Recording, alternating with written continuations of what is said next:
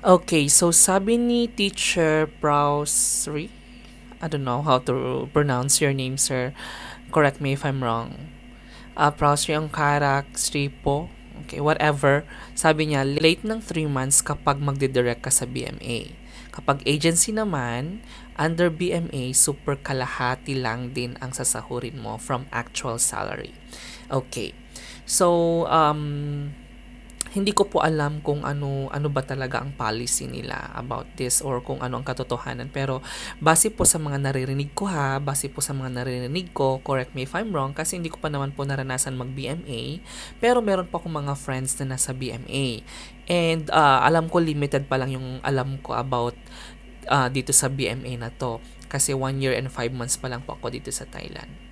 Pero based po sa aking mga naririnig at mga nababalitaan ko, yes po, late po ng 3 months yung sahod ng mga teachers dito sa Thailand. Parang sa atin, 'di ba, sa public, parang sa DepEd 3 months.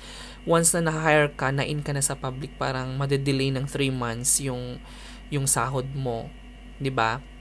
Dito rin po sa Thailand na made-delay po yung sahod nila kapag sa government ka sa BMA, under BMA ng 3 months. And if under ka naman po ng agency, and ano pa pala po kapag sa BMA ka, hindi ka po 12 months.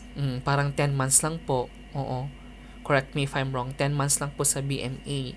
So, dapat nag-iipon ka ng pera talaga kasi para dun sa 2 months na wala kang trabaho, meron kang gagastusin. Pero kapag sa agency ka naman, under ka ng agency, under ng BMA, regular yung sahod mo. Regular yung sahod mo every month and then pero 10 months lang din. Yeah, 10 months lang din naman siya. So, ayun. Pero malaki, tama nga si sir, malaki yung yung kaltas kapag sa agency. Pero hindi delayed ng 3 months yung sahod mo. For example, ngayon, 'di ba, October. So next month may sahod ka na. Pero kung hindi ka under ng agency, kung nag-direct ka talaga sa BMA, next month wala ka pang sahod after 3 months pa. Ganun. Okay?